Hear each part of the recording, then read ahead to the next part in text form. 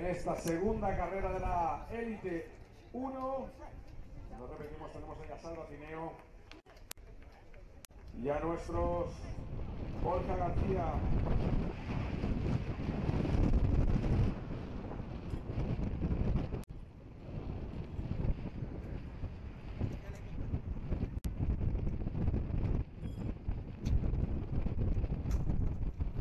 Se va despejando la parrilla de salida. Queda solo un mecánico. Es el momento mágico de la NASCAR. Durante decenas de años.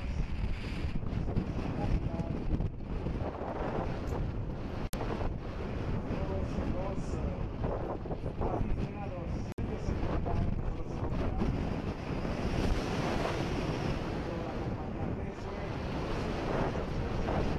Diga las palabras mágicas.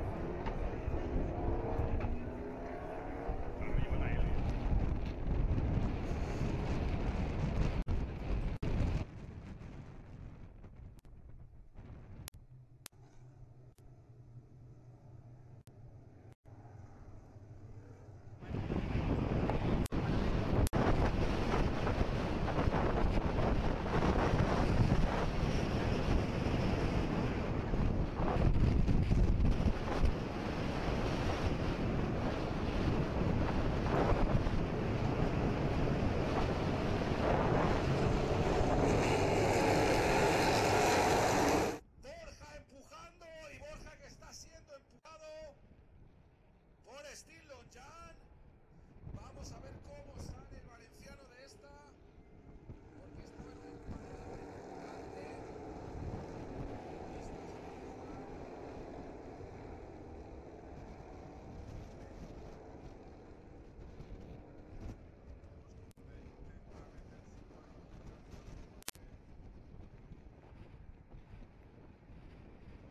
estaba quinto.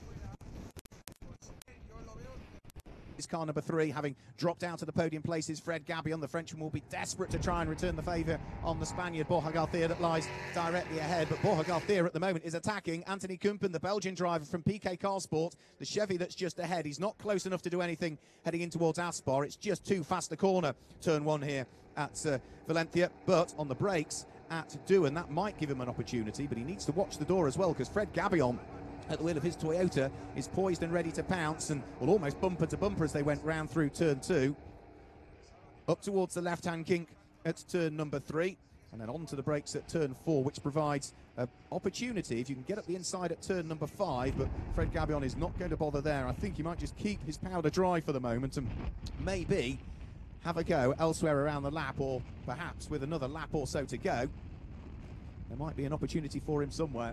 So you can see the field of cars after the safety car period all still pretty much together. They're heading out of turn number 6. Nicolas Lasari side by side with the number 56 car of Salvador Tinio Arroyo, that looks like. They're heading up towards turn number 7. Arroyo yet loses the place as the double former champion at the wheel of the Mishu Motorsports number 33 car goes through, and trailing lots and lots of bodywork, bits of the car missing. Now that looks as though it is going to be the number 37 car, isn't it, which is Tomo Ferrando, who looks as though he's had a rather robust race with bits missing off the front of the car. There's bits missing off the tail end of the car, but it's all cosmetic, not affecting performance, and Tomo is still just pressing on as best as he can. But look at the fight that is involved with cars ahead of him, cars behind him, and plenty of work still to do.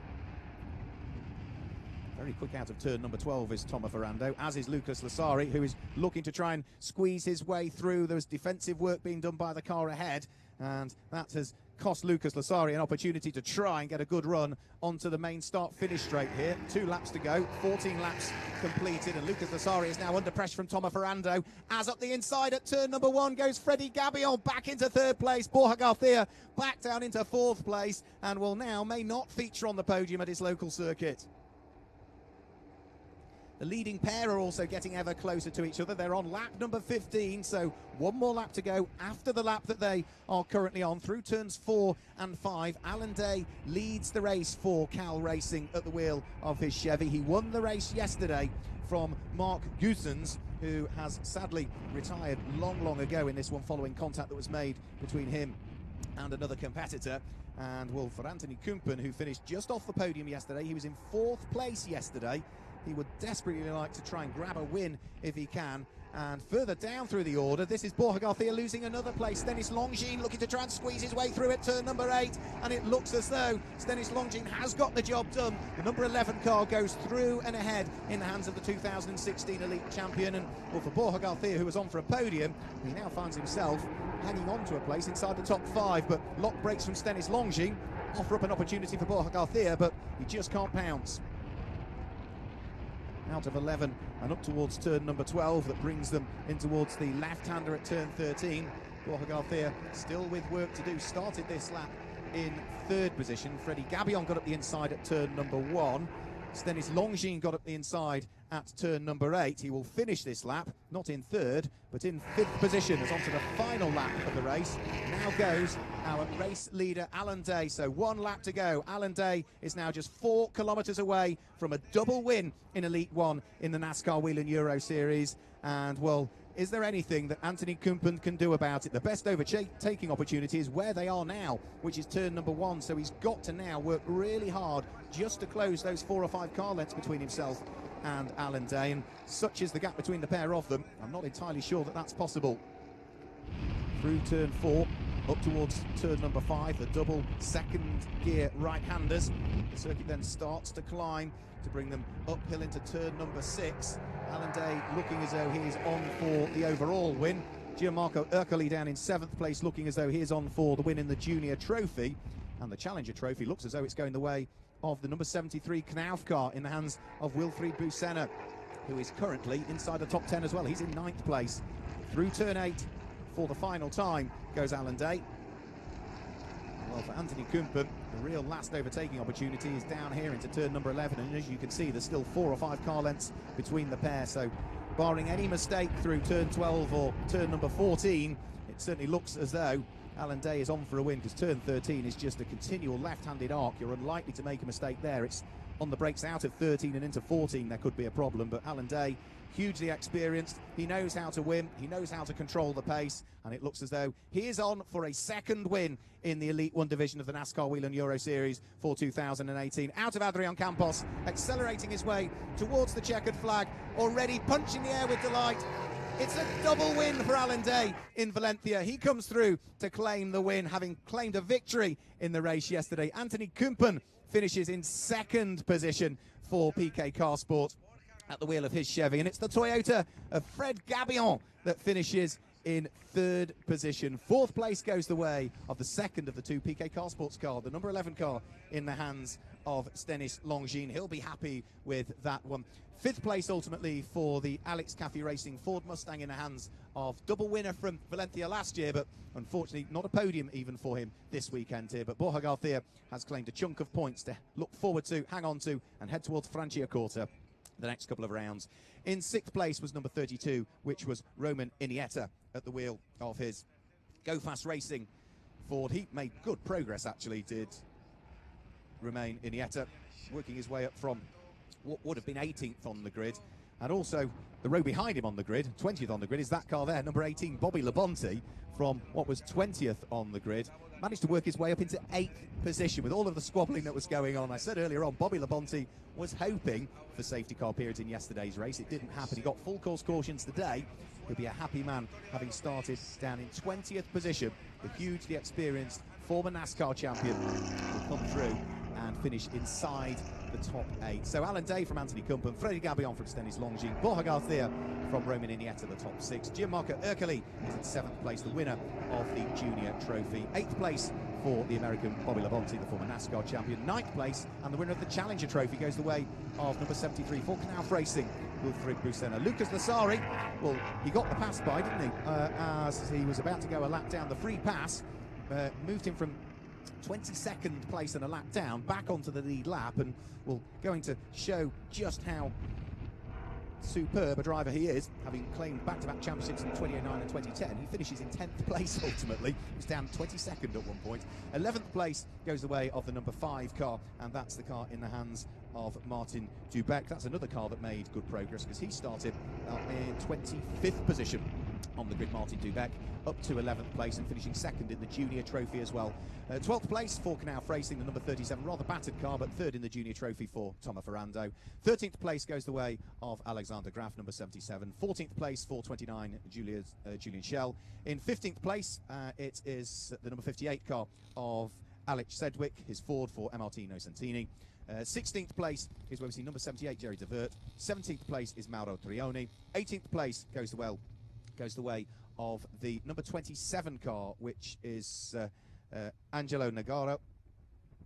19th place is number 8, Dario Carzo. And just completing the top 20, it was Davide Di Benedetto that completed the top 20. So we will have the drivers heading down into victory lane here at Valencia Circuit Ricardo Tormo, which have been very, very good to us over the course of this weekend. And we've seen some great racing from the NASCAR Whelen Euro Series. We've seen some fantastic on and off track action with stunt shows and everything else that is part of the NASCAR Whelen Euro Series package, and we will pack things away at the end of today and tomorrow and head towards the north of Italy for rounds 3 and 4 of the championship over the course of the 19th and 20th of May at Franciacorta in Italy. Great scenes down there in the pit lane. Alan Day was stood on top of the car celebrating yesterday, and let's just have a look and see what celebrations he's got planned for today. Himself and the Cal Racing team are going to be hugely happy, and what a great weekend to start your title defence. Having claimed the championship in 2017, he is going to walk away from Valencia with maximum points in 2018.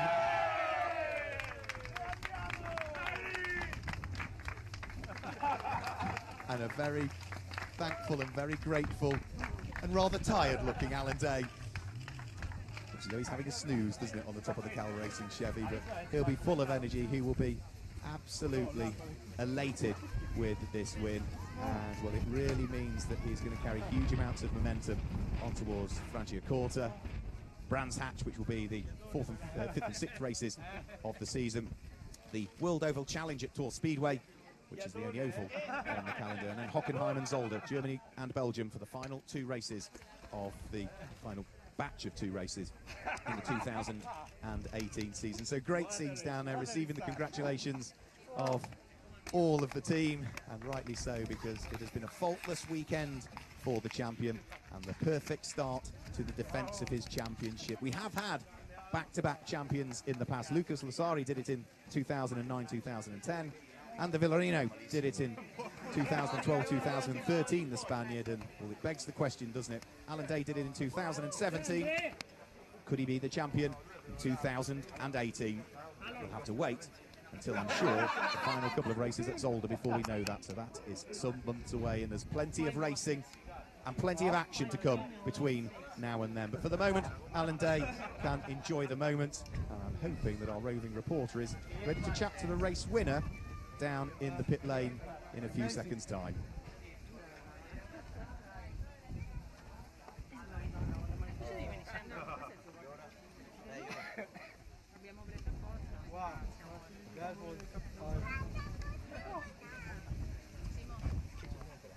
The car was good. Alan enjoying a well-earned drink to start with, hardly touching the sides. Let's, I think, now hear, can we, from our race winner down in the pit lane, and just waiting for the director to let us know, and then we can grab a word with Alan.